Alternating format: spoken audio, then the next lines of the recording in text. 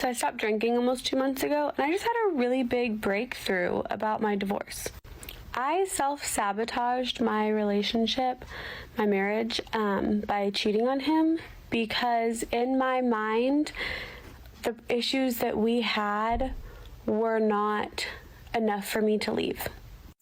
Not being compatible was not enough for me to leave.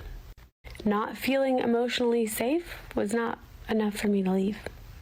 I needed a bigger issue, because anytime I brought something to the table, he would go through the motions and try to fix it.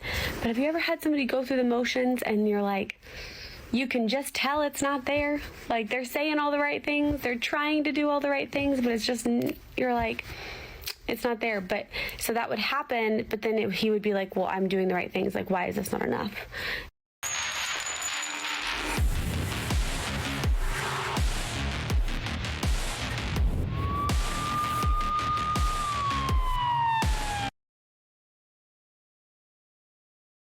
The sad part is this woman has checked out of the relationship, and no matter what this man does to try to fix things, it's just not good enough for her. And that's the thing where my heart goes out to the men here who are in marriages, who are trying to keep things going, you know. The fun in the bedroom has dried up, and that causes you to be less emotionally bonding with them, and stuff's going on with your children and whatnot, and it's a hard thing to do. So keep your head up if you're in that situation, and yeah, consider all of your options. Either way, we have a compilation today. Welcome back as always.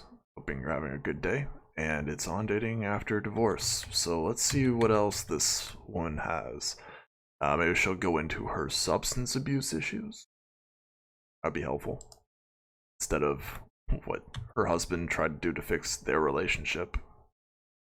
And I didn't trust like my intuition enough. I wasn't firm enough in, I don't know, my like inner knowing to say, like, I know you're bullshitting right now. Like, I know that you're saying that you love me, or you're saying these things, but I know deep down that I'm not that person for you. And you're trying to gaslight yourself and me into believing that we can make this work, but we're both settling. Because we both knew from the beginning that we were not each other's person. And that was that. If you knew that was the case, then you should not have said I do, or accepted the ring, or chosen to be in that relationship. Maybe that wasn't clear to him. Oh, this is just so painful to watch. Validated by us always having problems in bed. That was validated by him not helping me and supporting me in my business. That was validated by me never being able to give him that sparkle or shine in his eye like he would get when he was around his friends and family. I couldn't make him sparkle and shine, and he couldn't make me sparkle and shine. And in my head,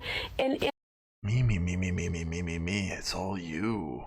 Like, I get you're like, oh, I couldn't put the sparkle and shine in his eye. Like, you sound like a soul sucker, lady. What'd you do to try to make this man's life better? To make your husband's life better, to fix your relationship? Because all I hear is he's doing all the work and it's not paying off. Issues in the bedroom are difficult to fix, but you know, that's another topic for a whole nother video, which I wish I could talk about on at liberty, but YouTube. So that would definitely be something for a future Patreon.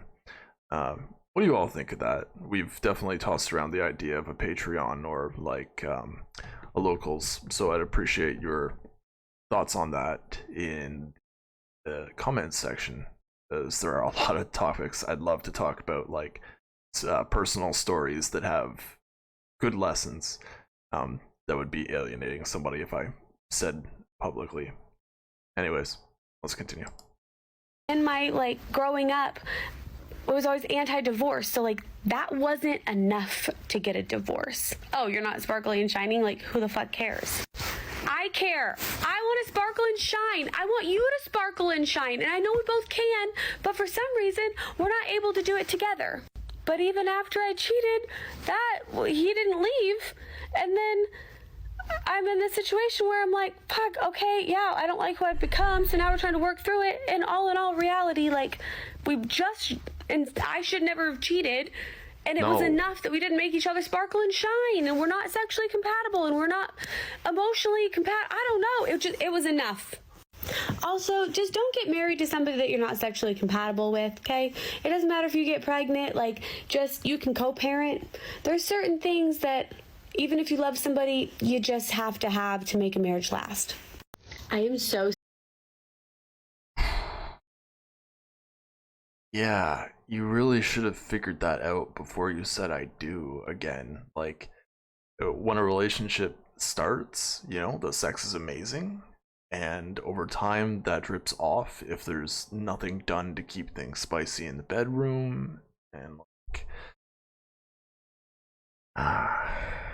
you have to also make your needs, you know, you need to vocalize your needs, lady. So like, it's just so immature. You couldn't just, you had to cheat instead of just divorcing, sadly. Anyways, I wonder if this is the same woman. That would be funny. Sick of people saying this. Oh yeah. Because Yeah. I mean, you can see the nails and you can see the hair and whatnot. It's just a different angle. Been in therapy for years, to the point that my therapist is like, hey, I don't think you really need this.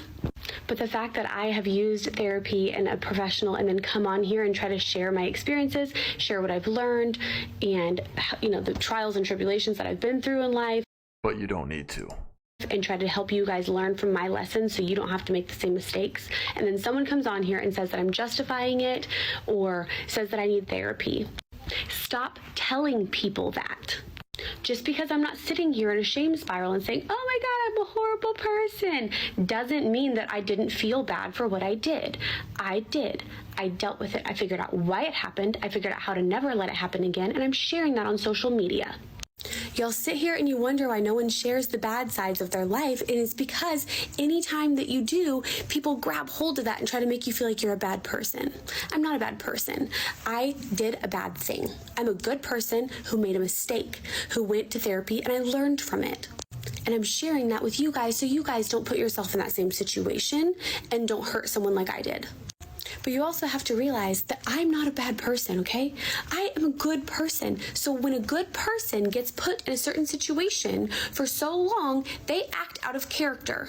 So my message to you is, hey, if you think deep down you're a good person, you need to make sure that your needs are being met. And if they are not, and you... If your needs aren't being met, then turn into a bad person, is what you're saying. Oh my God.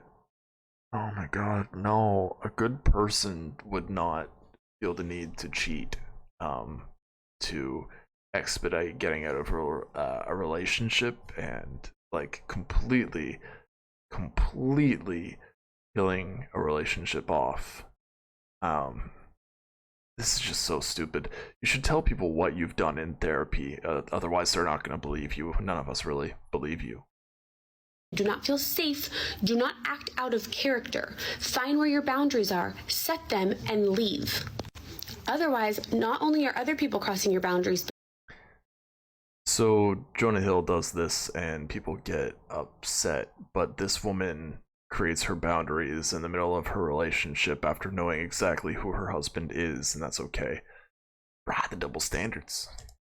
You'll start crossing your own boundaries. And then everyone just gets hurt. And it's a lot of freaking therapy to fix. So commenting this on a stranger's post isn't helpful. It's actually hurtful. And if you're out here trying to hurt other people on social media, it sounds like you need therapy. Because before you point out the sawdust in another person's eye, maybe you should worry about the plank in your own, like I am. I pissed off the men. Ooh, this one's a problem. I always see it as an issue when a woman's talking about something emotional, but there's absolutely no emotion in her face or her eyes. It just seems dead inside to me. I'm sure you get what I'm talking about. Oh man, is this the same woman? Okay, so you know those Facebook groups, Are We Dating the Same Guy? The men made a version. Or at least in my hometown they did. Okay, so why is that a problem? Because women do it all the time. And your girl got posted today. So I get this random DM from a guy saying, hey, like, I'm so sorry. It's not right for people to be talking crap about you all over the internet. Like, I'm really sorry. And I was like, is this one of those like joke, like phishing, like scams? No. Sure enough, there was no link. He was like legitimately a Facebook friend of mine. I was like, what are you talking about? So he goes to tell me that I got posted in that group. And there's 50 comments. He sends me a screenshot. Major red flag, likes to brag about having multiple dates in one day. I mean, maybe like a year or two ago when I first got divorced, I was going on a lot of dates, like freaking meeting guys from Tinder, gonna get coffee, or they'd want to meet up for a drink.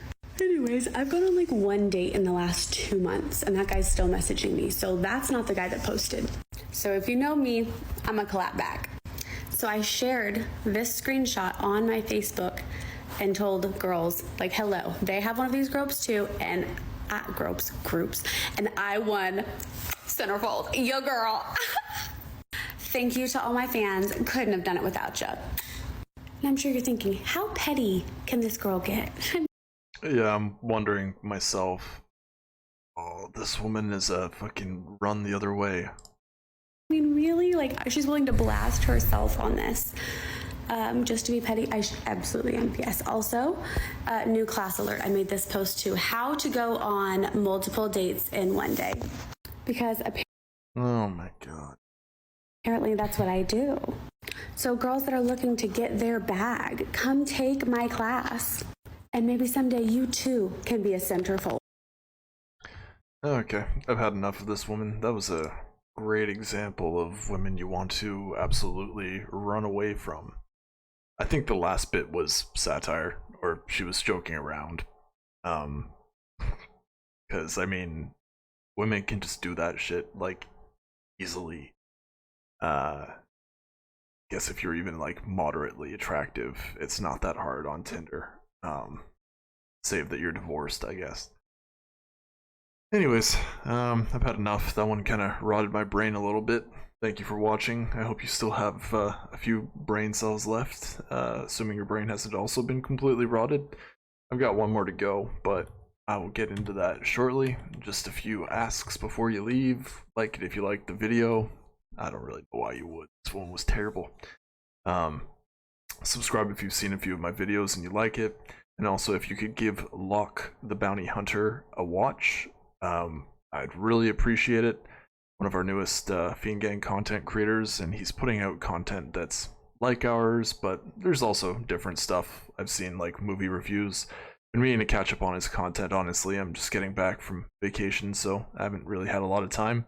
I literally came back and well, I've literally come back and I have a very limited amount of time to record videos, so I'm just trying to get out a few more, as I appreciate you all and your increased viewership over the last week or two. Back at it again next week. But yeah, I digress. Thank you as always for watching. Always do your due diligence when dating after divorce, and this woman is a prime example of something that will happen or potentially happen if you choose to get married. X-Men, that's a no from me. Bye for now.